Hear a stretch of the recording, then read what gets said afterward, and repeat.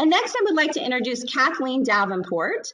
Kathleen is with the Bureau of Workers' Compensation, and she'd like to provide a BWC update for everyone. Kathleen? Good morning. What a difference a month makes. It certainly, we're in a different world today. A little over a month ago, when all of this started, the governor asked all the state agencies what they could do to help the community with this COVID-19 challenges. And as many of you probably know, back a little over a month ago now, right before our last meeting, we announced a number of changes, a lot of it to the Safety Council, where everybody, all employers enrolled in Safety Council will get credit for March, April, and now May meeting, whether or not that they attend. So we appreciate you guys attending today. I think this is a great opportunity for the Dane Chamber to still get together and stay connected. You know, safety is still on all of our minds and part of our daily lives, maybe just in a little different way now. There will probably be some upcoming changes to the Safety Council. We're waiting on some recommendations that have been presented by the administrator. So stay tuned how the rest of the year regarding Safety Council will look like. The other thing that we did is not only Safety Council, but there are a number of other BWC programs that do have education requirements and training requirements associated with them, like our drug-free safety program, our EMCAP program, industry-specific safety program, the One Claim program, and our policy activity rebate program. So we have suspended all of those requirements for this year. So the discounts will still be offered, even though we know a lot of employers had not met the educational piece of those programs. Everything else of the program still would need to be completed. So those are the, and then also we deferred the payments if an employer did not or would not be able to make their payments that were due in March, April, and May. We also deferred those to June 1st. So those were our initial recommendations or offerings to employers that we did. But then, as many of you probably know, last week the governor and our administrator asked our board of directors to consider another dividend.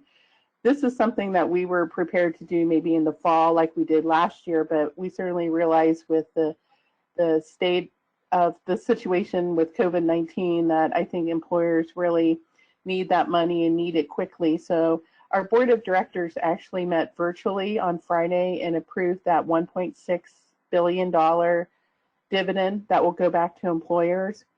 It will go out starting next week. I know a lot of employers are working from home, so the address on the account is where those checks will be mailed. So if you're not the person that receives the mail, the BWC mail, I encourage you to make sure you let those people know that there should be a check in the mail. Hopefully we get them out by the end of the month, so the end of April, if not the early part of May. Certainly we rely on the post office and the DAS to print those checks. So there's some other partners that need to be in line, but the 1.6 billion is 100% of employer premiums paid for 2018.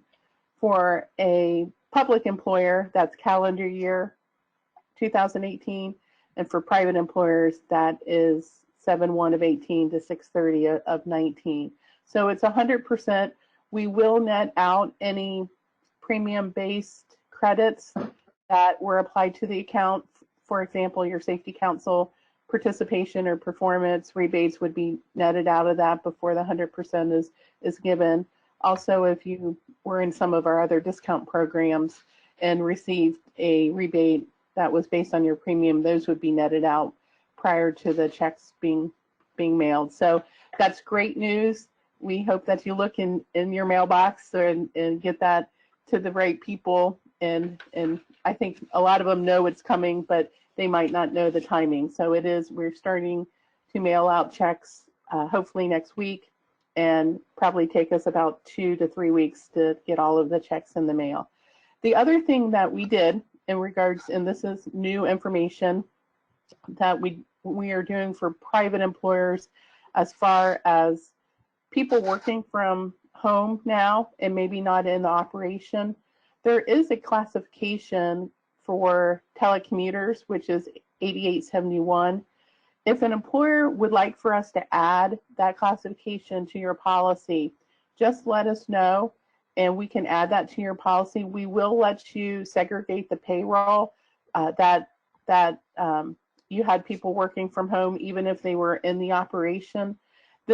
We use the NCCI, which is the National Council Compensation Insurance classification system, and typically they do not allow the segregation of payroll between an operating manual and this manual, but we are, with the support of NCCI, making that exception. So this applies to the private employers, that if you would like that classification added prior to your true up, just let us know and be happy to add that classification. And you can report to that classification whether or not people are actually working from home, or some employers might even be paying their employees not to work, but just to stay at home.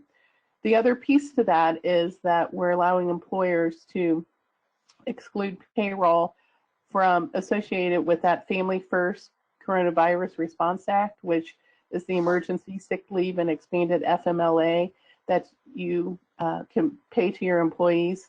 So that previously the paid sick leave, it is reported, but we are allowing you to exclude that from your reported payroll. So that lowers your premium as well. So those are some changes that are coming that we're just announcing now, in addition to the billion back, or $1.6 billion back, and some of the other changes as well.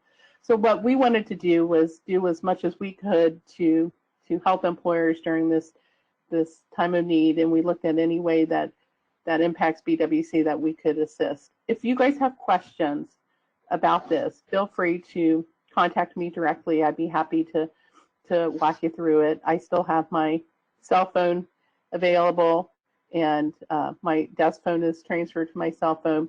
And other BWC staff is still available. We're all teleworking, so we're not out meeting, consulting face-to-face with employers, but we are still available to consult virtually. So feel free to still tap into us if needed. That's all I have. Thank you very, very much, Kathleen. Great information. And following the webinar, I will share your email and your cell phone number. Thank you very much for that assistance. We appreciate it. Next, I would like to introduce our speaker for this morning. Dawn Colombi is with LJB, and we really appreciate Dawn joining us this morning to share some very important information pertaining to slips, trips, and falls. Dawn? Thank you, Lisa. I'm glad to be here with everybody, and it's unfortunate that we have to be communicating this way, but I'm glad everyone took the time to out of your day to attend the meeting.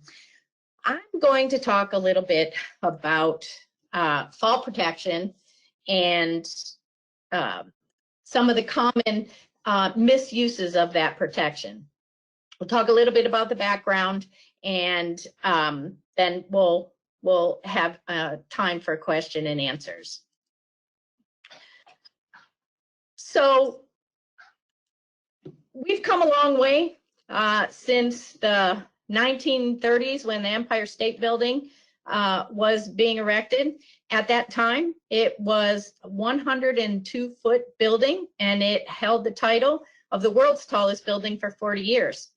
That building was actually built without any fall protection whatsoever, and their resources weren't there.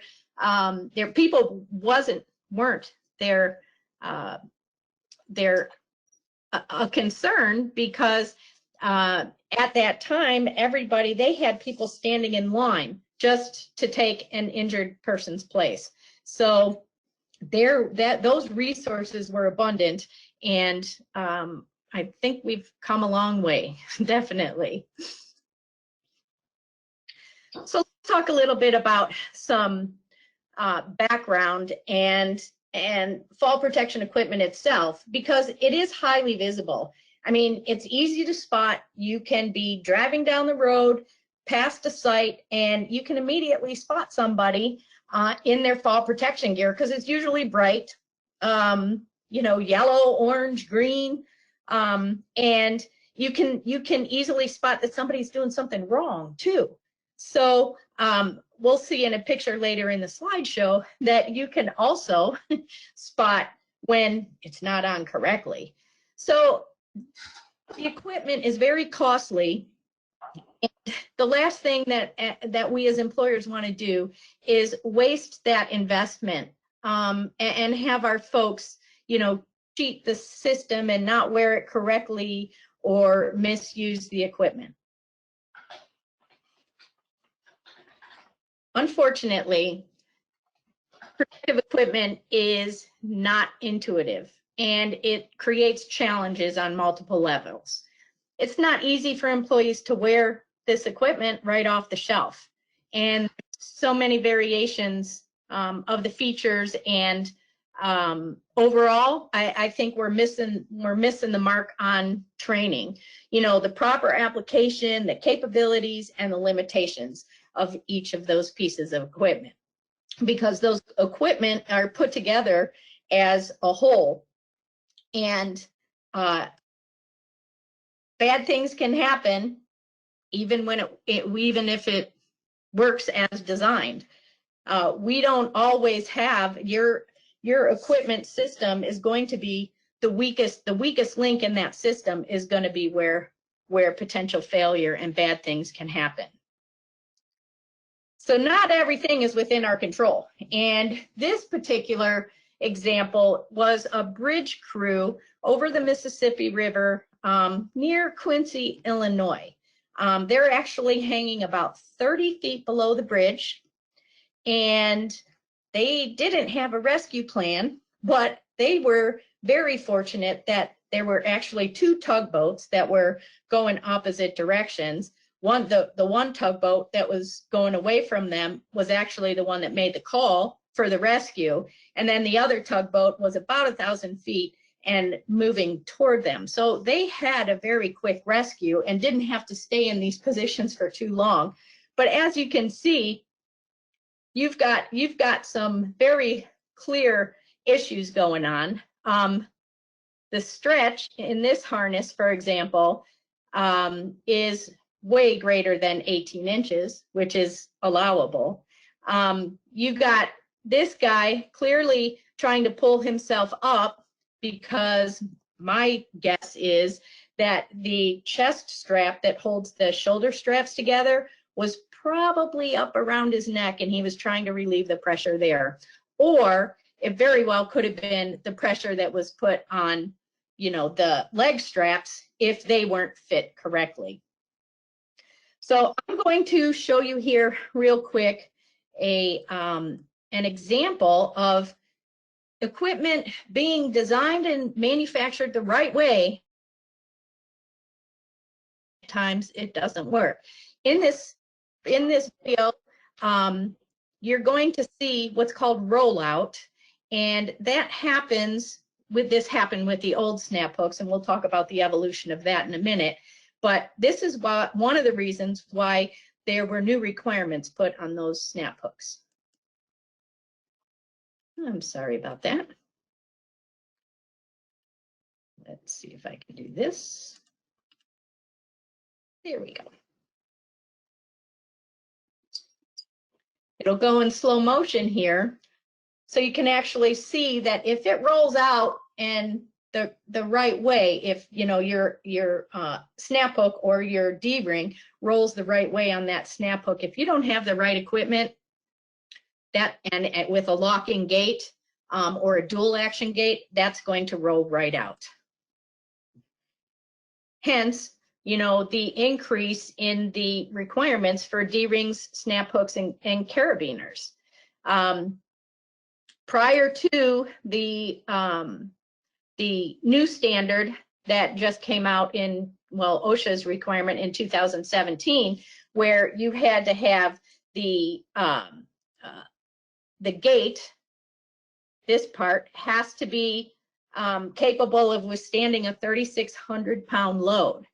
Now, this is dual locking, and this was the first rendition after those snap hooks without locking gates. And then we went to not only the locking gates in two-handed operation, but also the requirement for the gate to withstand that 3,600-pound load. A lot of times that load is put on that gate, so it's very important. It's very important for that. The other thing to keep into consideration is the tensile strength, which is the strength up and down this way. That's how snap hooks, D-rings, and carabiners are tested, is along that line, and that tensile strength has to be 5,000 pounds.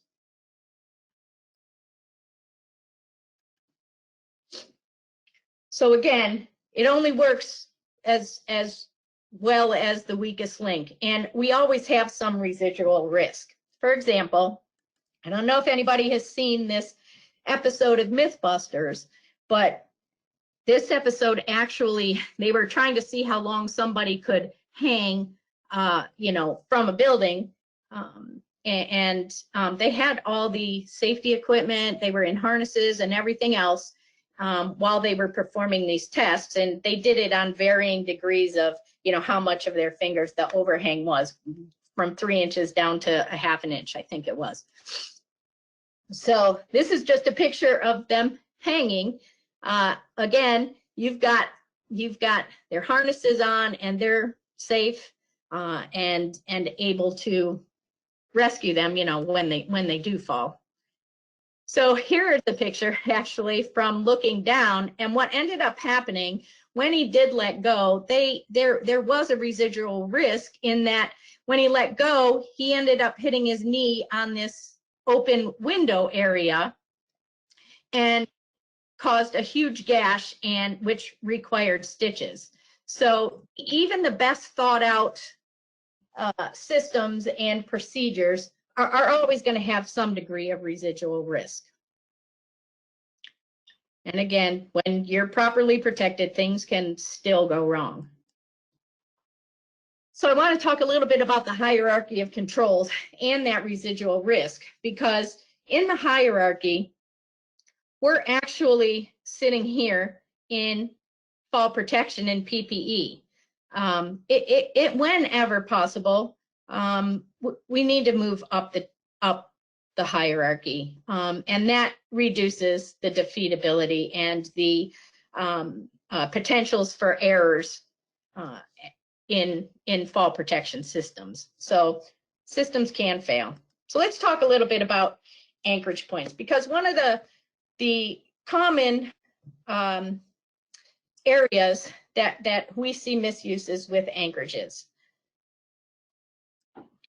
This is where a lot of people get things wrong. So I wanted you to take a look at this picture and see if you can personally identify how many, the things that are wrong right after the bat. I'm actually a very interactive presenter, so I like to, get the audience feedback, and I know it's very difficult like this. So I'll give you a minute, kind of look and see what you can see wrong, and then we'll talk about a few things.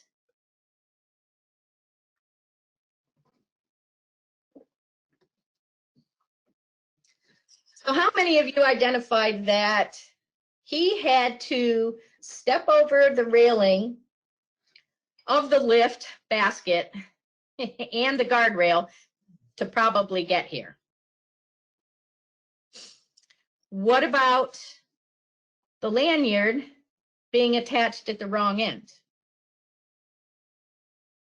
And I say that because normally the shock absorbing end has to be and should be closest to your D-ring attachment. Has anybody ever seen one of these wire clamps?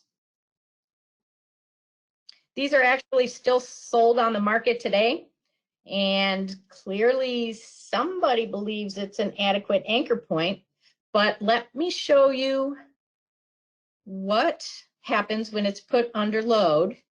And oh, by the way, the knot in the lanyard also. That's not a good thing.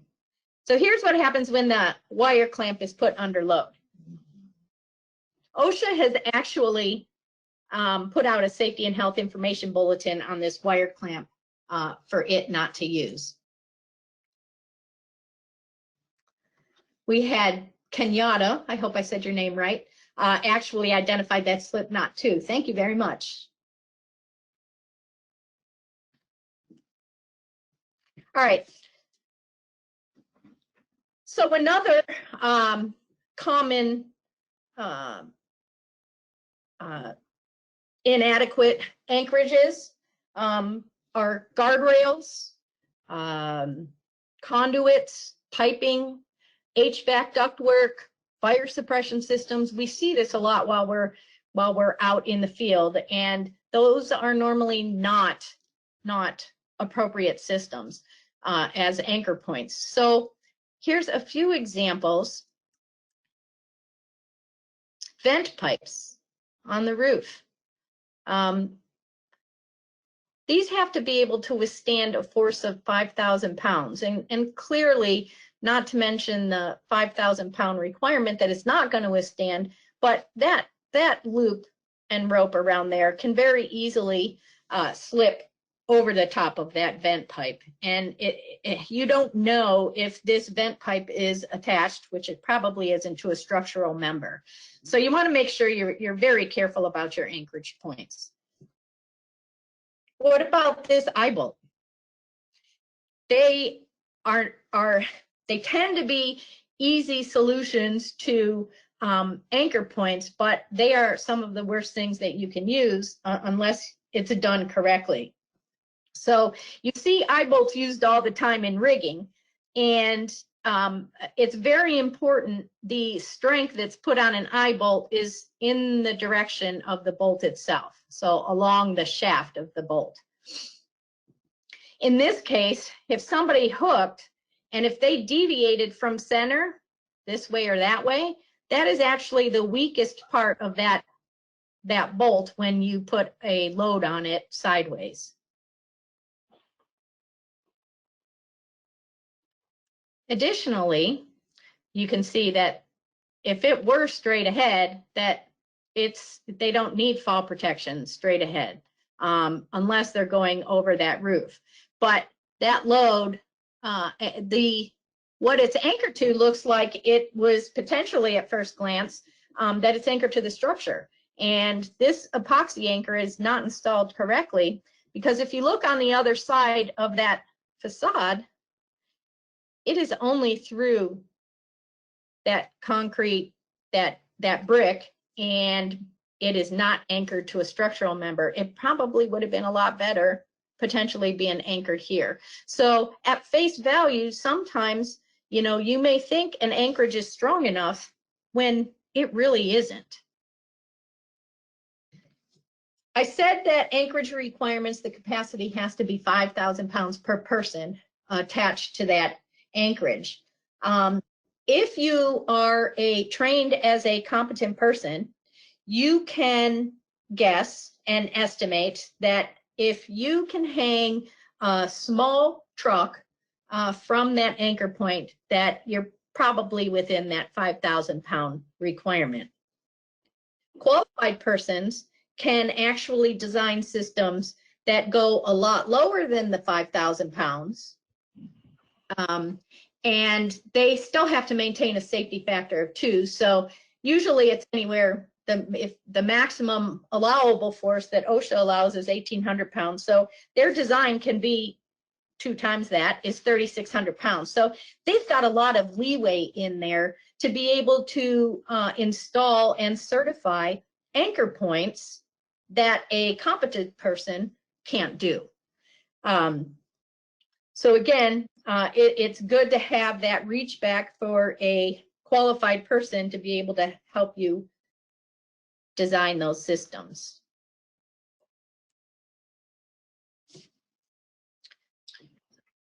So many assume that being tied off is better than nothing. And I think I've just showed you a few examples of, you know, the potentials of making that assumption.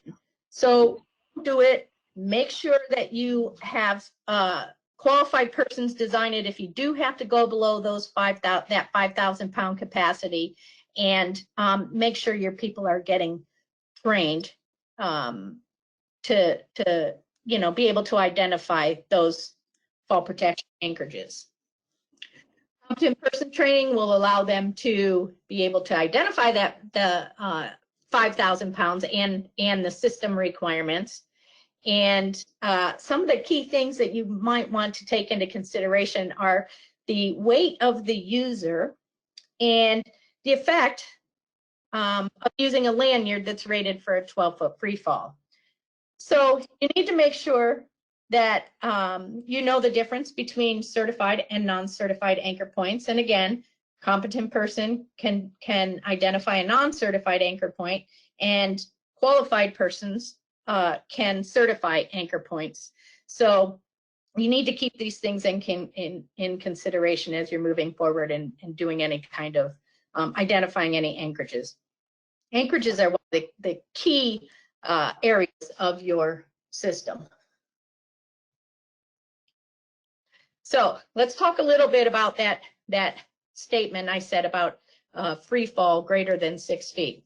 Because anytime that you're anchored below your dorsal D-ring, you are going to have a fall that is greater than 6 feet. So I know you're thinking, well, OSHA doesn't allow a free fall greater than 6 feet. Well, yes, but OSHA also says that, quote, or the free fall distance permitted by the system. So we see a lot of folks not anchoring at or above the dorsal D-ring.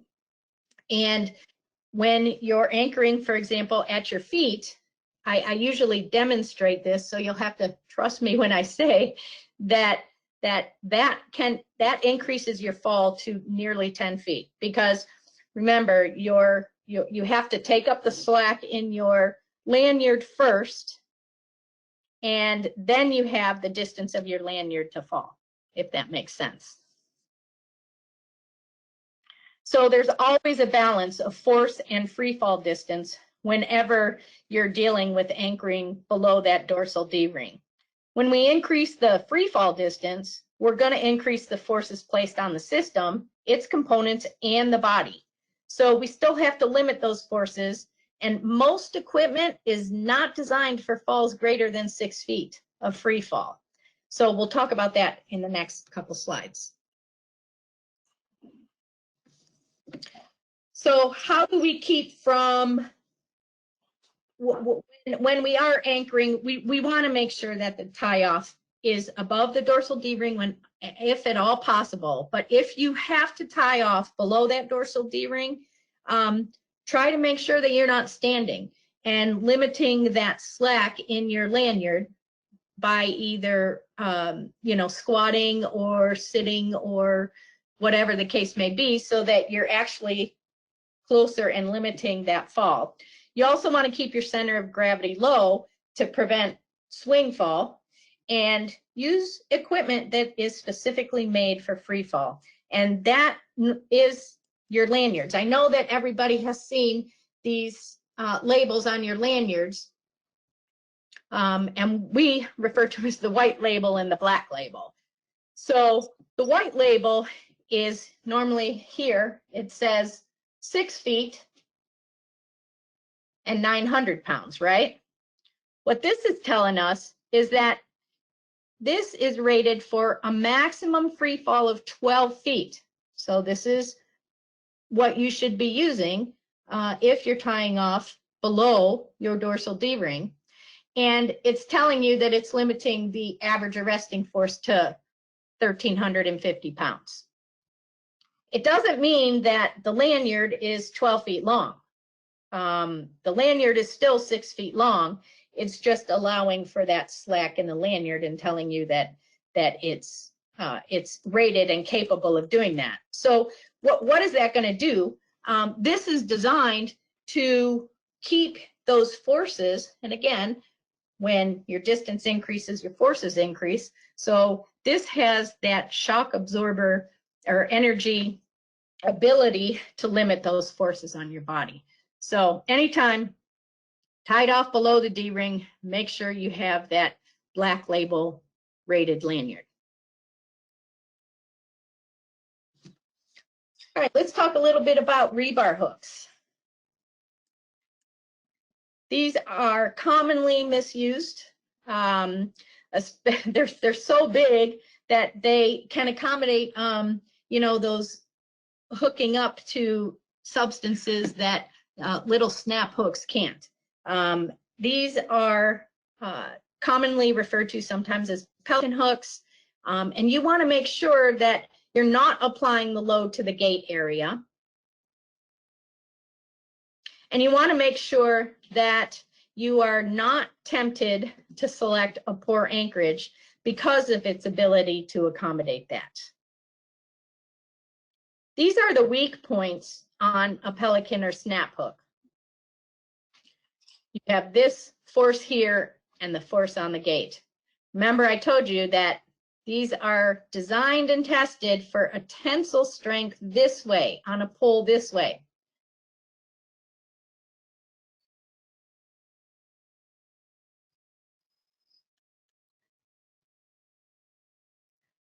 So take a look at the way that this is, because this is putting those loads right here on these two areas of the pelican hook, and it's not even touching the load of the way that it was tested. Definitely an incorrect application. Now, what if you just put it, let's say, around the rung? Then during your fall, you're going to be putting the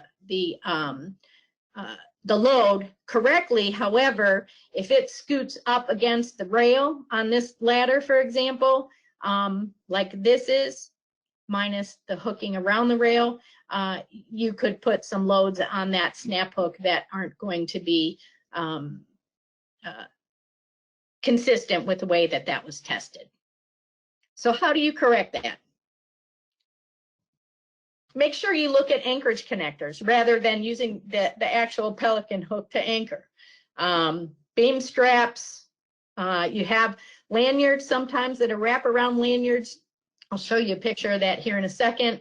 But make sure that snap hook is oriented to the load and it's applied at the areas where those snap hooks are tested.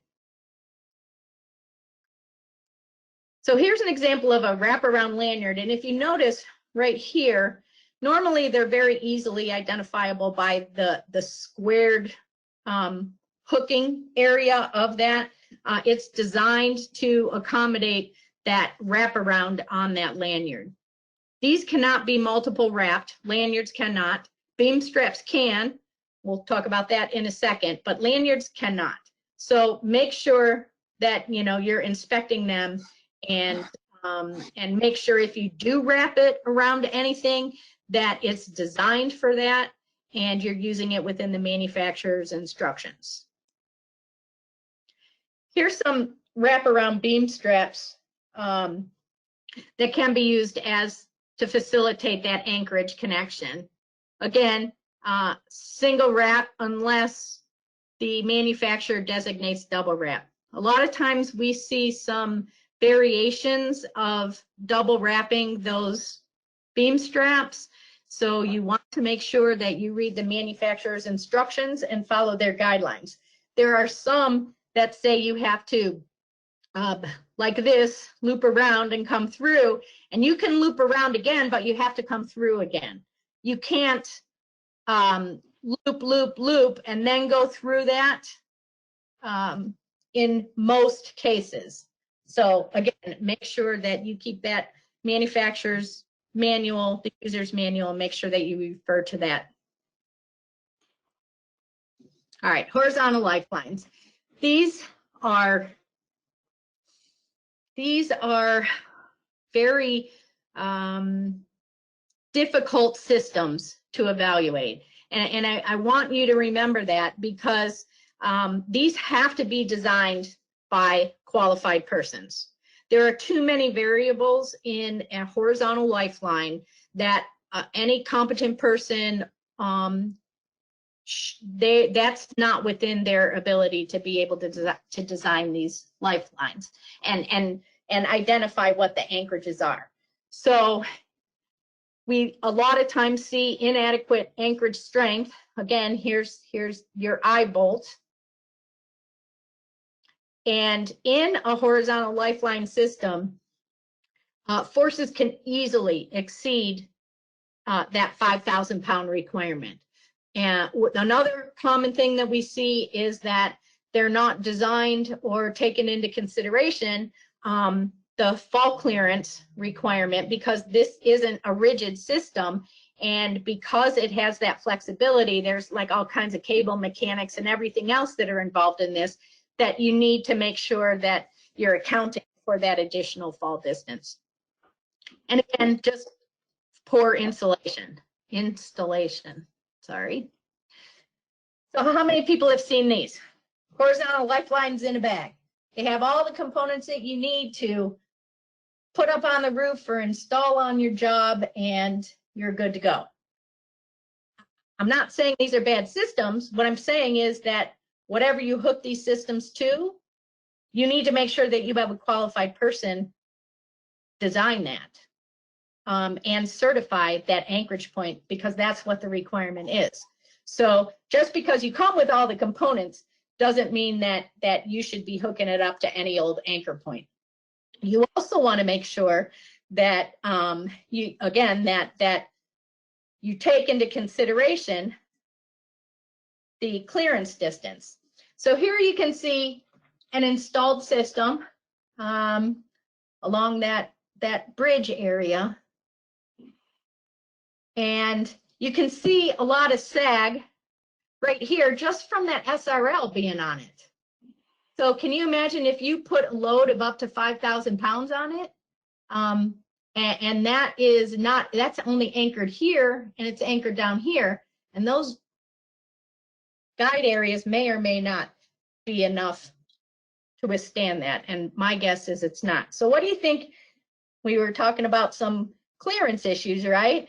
So maybe they didn't take into consideration that there was going to be traffic below there, because you are going to end up falling below that area.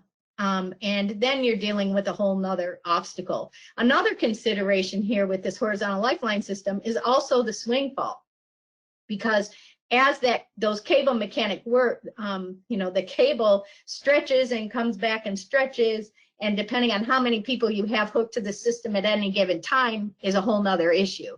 So lots of bad things can happen with horizontal lifelines, and you need to be really careful and ensure that you're running them by your qualified persons to make sure that they are adequate.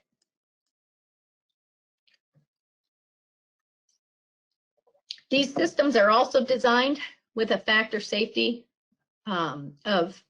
factor of 2, and they have to be designed with the entire fall arrest system. So the anchor point, the horizontal lifeline, the connector to the horizontal lifeline, and then the actual harness itself. Leading edges. These are some bad stuff. Only specific self-retracting devices are designed to be used with horizontal lifeline, in a horizontal lifeline arrangement. I'm going to go ahead and show this quick video so that you can watch this. It's about a 3-minute video, but I think it's one of the best things, much better than I can do, to explain some of the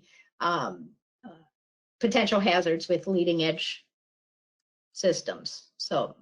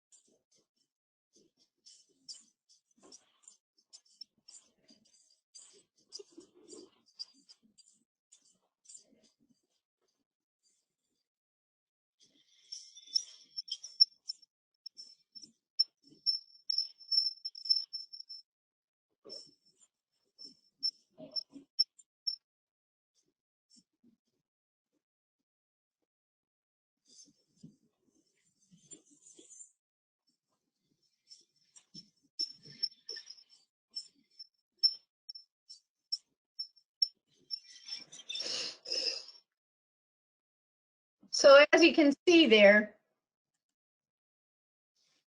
that explains things a lot better than I can. Leading edge, this is where we not only find people tying off at the dorsal D-ring or below, but you also have that edge that you are exposed to that produces and creates a whole nother hazard. So definitely, again, when you're putting systems like this together, you need to take those into consideration. So what are the corrections? Understand the limitations and the uses of the equipment. Make sure if you're using and you're going to need leading edge materials that and products, that you need to make sure that you do. That you use those, and make sure you account for that increased fall distance. Again, you know, everything's got those things identified, so make sure your calculations are right in doing that. And understand the different edge types, because even a concrete edge as opposed to a metal edge, as opposed to a wood edge, they all cause different issues with this equipment, and you can specifically ask the manufacturer how that's been tested. If you're working, you know, a lot on concrete, which is a very coarse material, you're probably, you know, going to want to make sure that the manufacturer has tested it on concrete, and they can provide you that information for the asking. So we're gonna quickly go into some twin leg lanyards. This is another misuse that we see a lot. And I want to ask you if you know what this piece is used for.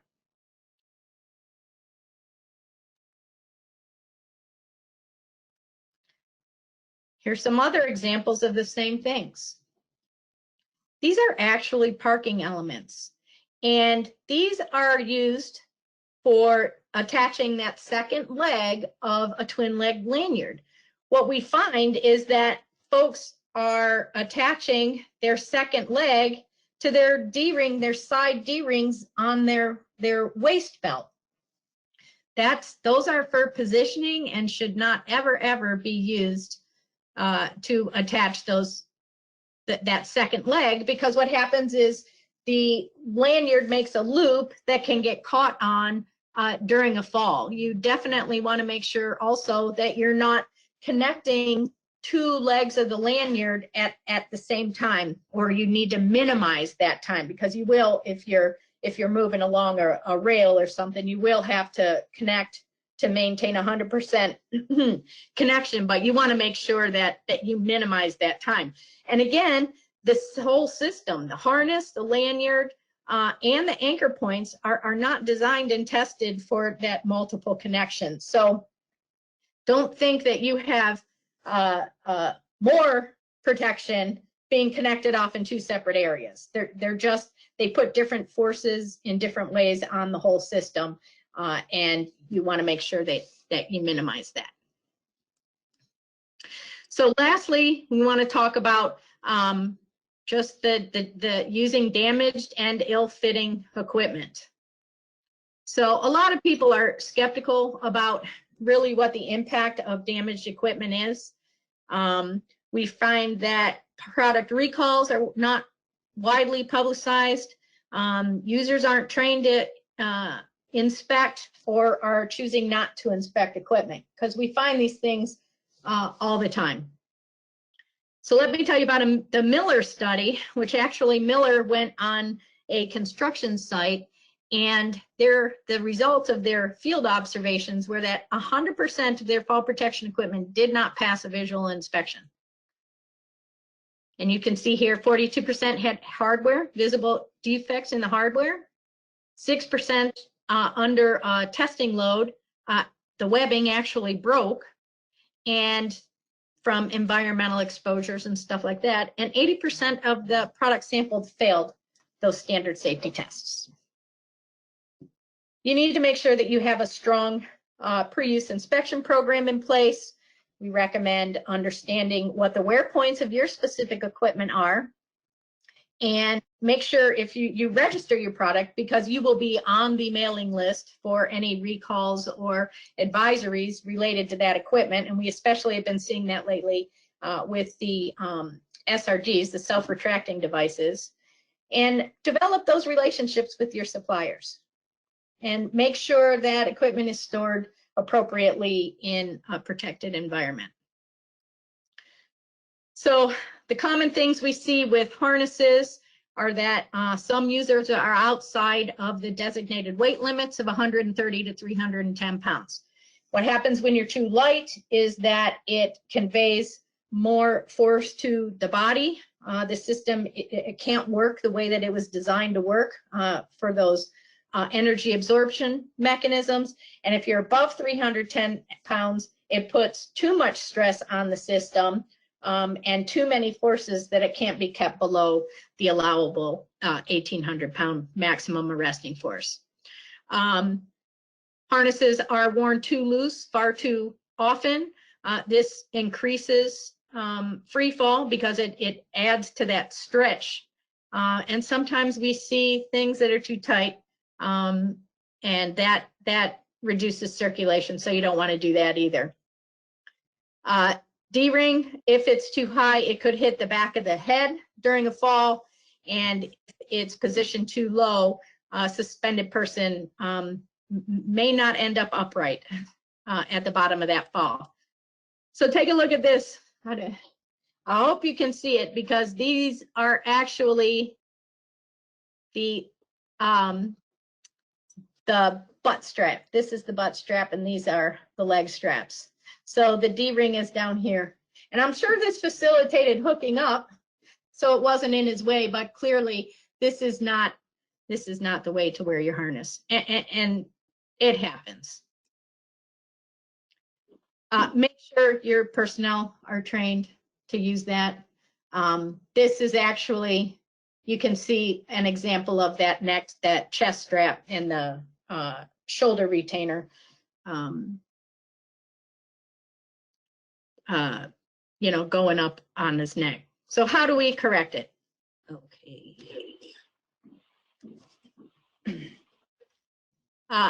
Learn how to fit the harness properly. The D-ring needs to be between the shoulder blades. The shoulder straps, you shouldn't be able to pull those shoulder straps apart and outward off the shoulders. Your subpelvic strap needs to be under your buttocks, secured. And your leg strap should be tight enough and loose enough that you can fit 4 fingers in between the strap and not pull out at all with your 4 fingers inside there. Your overall fit of your harness and all straps are secured. You need to make sure that you do that. So I hope you got out of this today that there is no component in a fall protection system that's foolproof. Wow. Anything else? Need to make sure that every component is used within its intended design. If you try to use another means of fall protection rather than harnesses and equipment, well, there's lots of room in the aisle. reduce the number of your equipment. I'd be glad to open it up for questions now, and if anybody has any, and I appreciate your time today.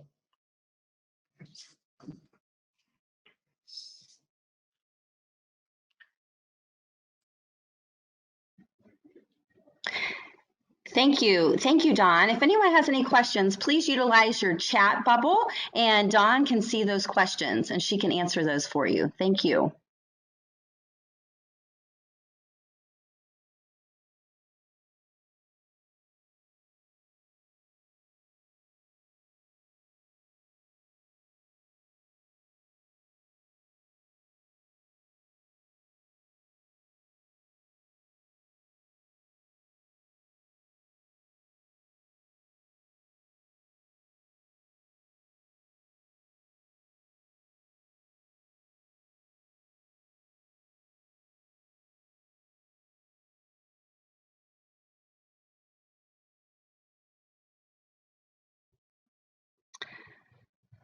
Dawn, we do have a question. What does OSHA consider a qualified person?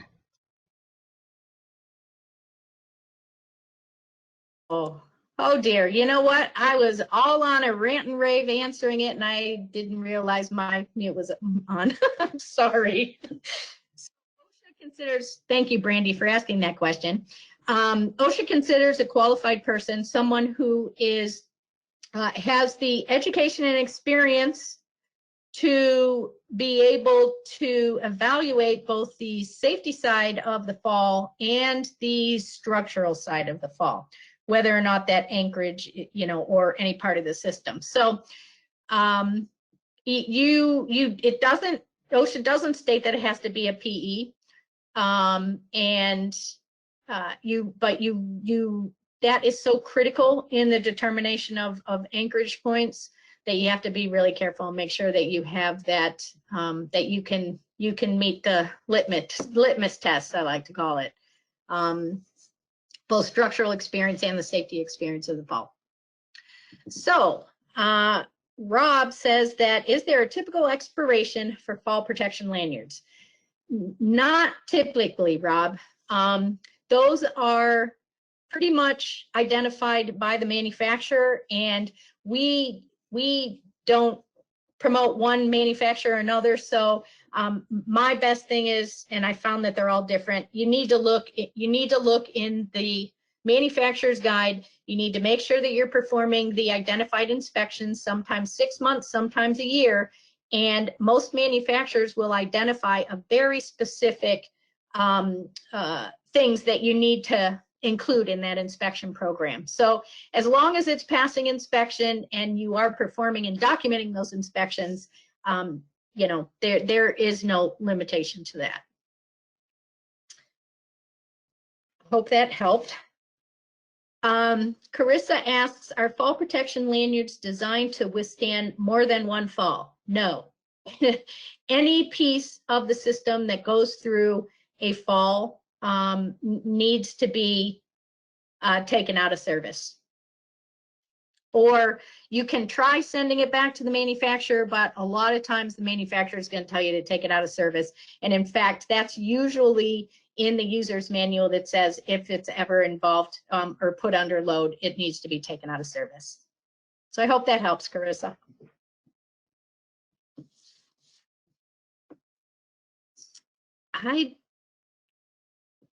Does anybody else have any questions?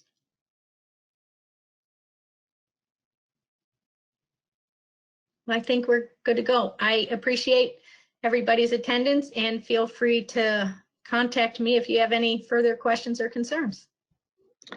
Dawn, thank you so much. That was great information, and I want everyone to know I will follow up with an email. I will share your slides, which also has your contact information. Thank you so much. Great presentation this morning. And also I want to thank CareWorks as the sponsor. And again, with my follow-up email, I will also include Julia Bowling's contact information, as well as Kathleen Davenport with Bureau of Workers' Comp. We appreciate all of the information this morning. I hope everyone stays healthy and safe, and we look forward to our webinar in May. Thank you.